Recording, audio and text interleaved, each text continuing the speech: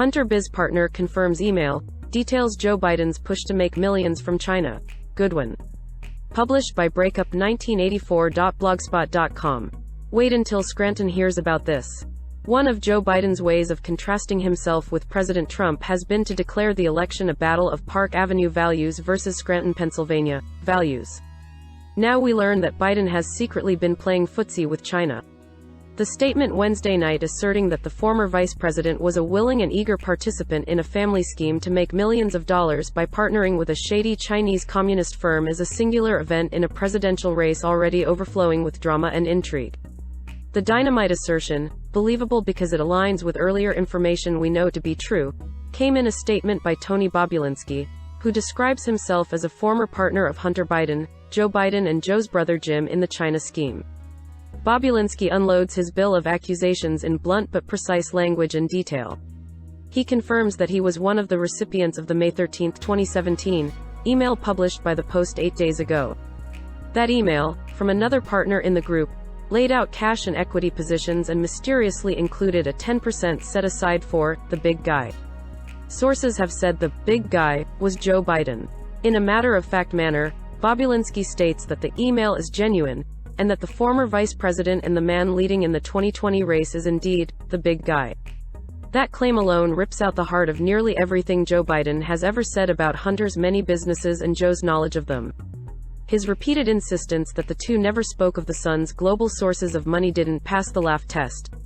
After all, they traveled together to China on Air Force Two, where Hunter landed a $1.5 billion commitment from a government-controlled Chinese bank. Then there was Hunter's $83,000 a month gig on the board of a Ukrainian energy company, despite his lack of experience in Ukraine or knowledge of energy. It was no coincidence that the vice president was the Obama administration's point man in both countries. Wherever Joe went, Hunter went along, not to do good, but to do well. Very well. There were similarly lucrative deals in Russia, Romania and Kazakhstan, that we know of. Now, because his role in the China deal has been credibly confirmed, it's beyond dispute that Joe didn't just know what was going on. At least in this case, Joe was a player and had his hand out.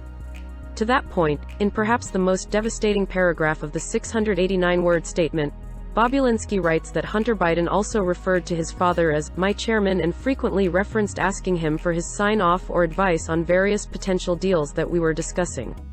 I've seen Vice President Biden saying he never talked to Hunter about his business, says Bobulinski, who was the CEO of the company being formed. I've seen firsthand that that's not true, because it wasn't just Hunter's business, they said they were putting the Biden family name and its legacy on the line. That's a remarkable line, one suggestive of the idea that the plan was always to sell Joe Biden's fame and influence. In effect, Hunter, and sometimes Joe's brother Jim, were turning the office of the Vice President of the United States into a pot of gold for themselves. What is not clear yet is whether Joe Biden had secret stakes in any of Hunter's other deals.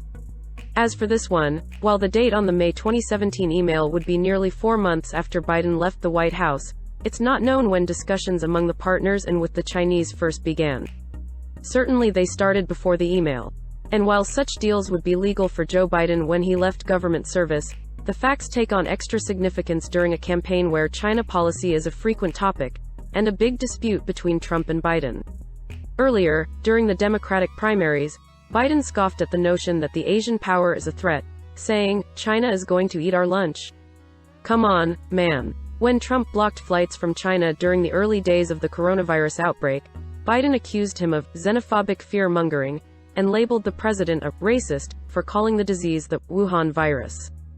Bobulinski, a former wrestler at Penn State University who spent 4 years in the Navy, insists he has voluminous evidence to back up his explosive charges, reportedly including documents, emails, messages and other proof. Late Wednesday, he uploaded many to a file-sharing service. He also says he turned over all his evidence Wednesday to 2 Senate committees that requested it. An earlier report by one panel, the Committee on Homeland Security and Governmental Affairs, chaired by Senator Ron Johnson, R.W.I.S., revealed things about the Biden partnership that Bobulinski says he didn't know. As he puts it, the Johnson report connected some dots in a way that shocked me. It made me realize the Bidens had gone behind my back and gotten paid millions of dollars by the Chinese, even though they told me they hadn't and wouldn't do that to their partners. He blasts much of the media and big tech for shielding Biden from questions after the Post published the China email and one on Ukraine. Both were on a laptop computer Hunter left with a Delaware repairman and never retrieved. I could no longer allow my family's name to be associated or tied to Russian disinformation or implied lies and false narratives dominating the media right now, Bobulinski wrote. While it's far too early to say what effect the dramatic disclosures will have on the race, Trump is certain to raise them at Thursday's debate. Suffice it to say that Biden's response will command America's attention. Full statement from Tony Bobulinski to the New York Post. My name is Tony Bobulinski. The facts set forth below are true and accurate. They are not any form of domestic or foreign disinformation. Any suggestion to the contrary is false and offensive. I am the recipient of the email published 7 days ago by the New York Post which showed a copy to Hunter Biden and Rob Walker. That email is genuine. This afternoon I received a request from the Senate Committee on Homeland Security and Government Affairs and the Senate Committee on Finance requesting all documents relating to my business affairs with the Biden family as well as various foreign entities and individuals. I have extensive relevant records and communications and I intend to produce those items to both committees in the immediate future. I am the grandson of a 37-year Army intelligence officer, the son of a 20-plus-year career naval officer and the brother of a 28-year career naval flight officer. I myself served our country for 4 years and left the Navy as LT Bobulinski. I held a high-level security clearance and was an instructor and then CTO for Naval Nuclear Power Training Command. I take great pride in the time my family and I served this country. I am also not a political person. What few campaign contributions I have made in my life were to Democrats. If the media and big tech companies had done their jobs over the past several weeks, I would be irrelevant in this story. Given my long-standing service and devotion to this great country, I could no longer allow my family's name to be associated or tied to Russian disinformation or implied lies and false narratives dominating the media right now. After leaving the military, I became an institutional investor investing extensively around the world and on every continent. I have traveled to over 50 countries.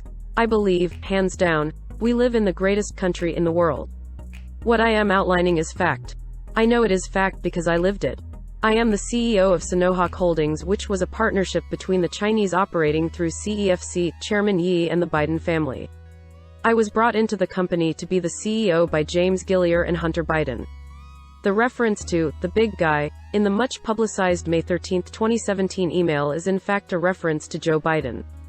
The other, JB, referenced in that email is Jim Biden, Joe's brother. Hunter Biden called his dad, the big guy, or my chairman, and frequently referenced asking him for his sign-off or advice on various potential deals that we were discussing. I've seen Vice President Biden saying he never talked to Hunter about his business. I've seen firsthand that that's not true, because it wasn't just Hunter's business. They said they were putting the Biden family name and its legacy on the line. I realized the Chinese were not really focused on a healthy financial ROI. They were looking at this as a political or influence investment. Once I realized that Hunter wanted to use the company as his personal piggy bank by just taking money out of it as soon as it came from the Chinese, I took steps to prevent that from happening. The Johnson report connected some dots in a way that shocked me. It made me realize the Bidens had gone behind my back and gotten paid millions of dollars by the Chinese, even though they told me they hadn't and wouldn't do that to their partners. I would ask the Biden family to address the American people and outline the facts so I can go back to being irrelevant, and so I am not put in a position to have to answer those questions for them. I don't have a political axe to grind. I just saw behind the Biden curtain and I grew concerned with what I saw. The Biden family aggressively leveraged the Biden family name to make millions of dollars from foreign entities, even though some were from communist-controlled China. God bless America.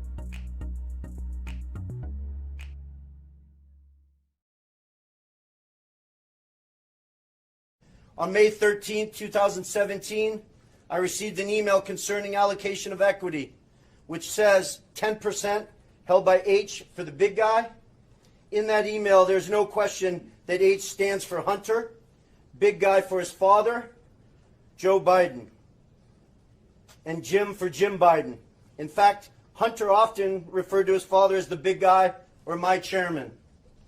On numerous occasions, it was made clear to me that Joe Biden's involvement was not to be mentioned in writing, but only face-to-face.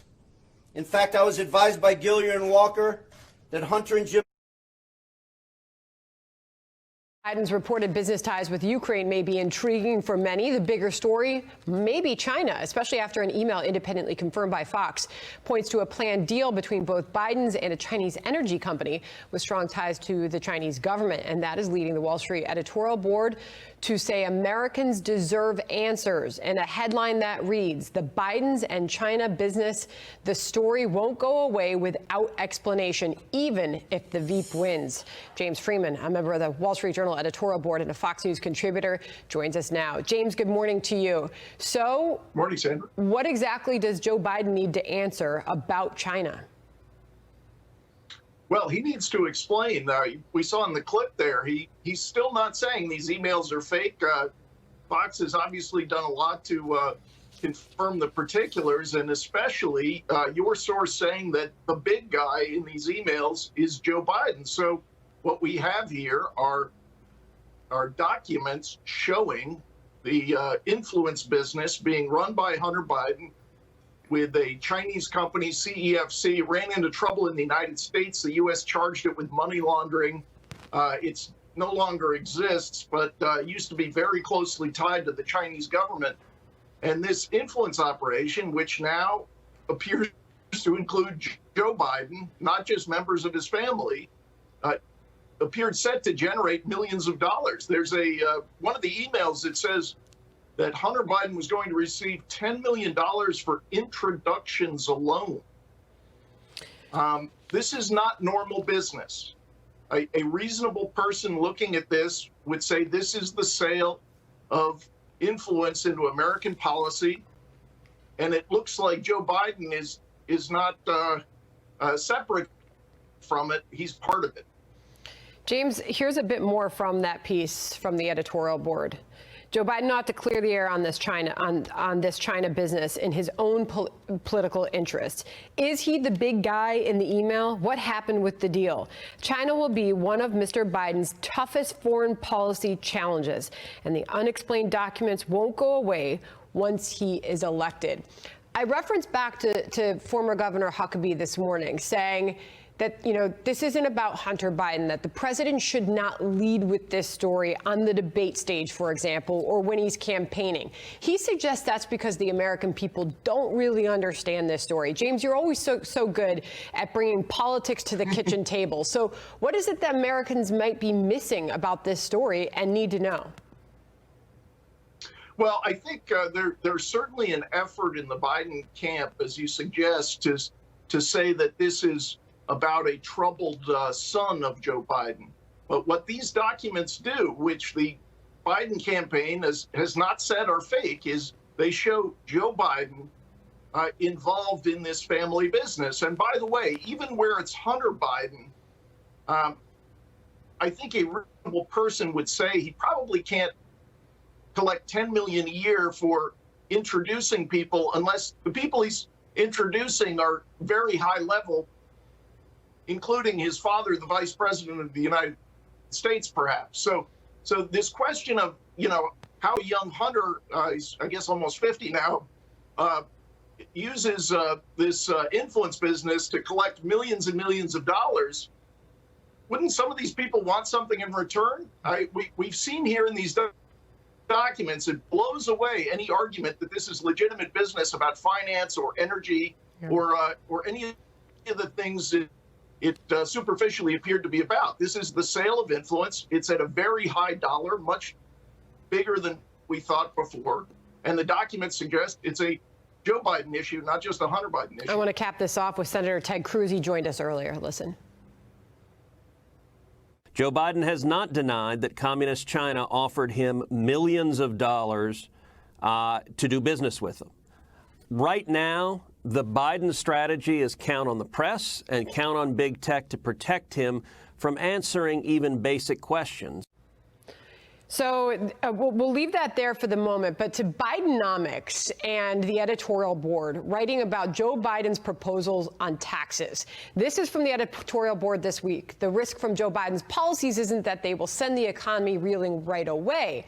The problem, the board writes, is that they will have a long-term corrosive impact by raising the cost of capital, reducing the incentive to work and invest. James. This is a really important piece by the editorial board, as the Tax Policy Institute is now looking into Joe Biden's tax policy proposals, and their conclusion is that Joe Biden's tax policy could lead to Californians, to New Yorkers, paying 62% of their income in taxes. That would be the highest tax rate on some of those individuals that we've seen in over 30 years.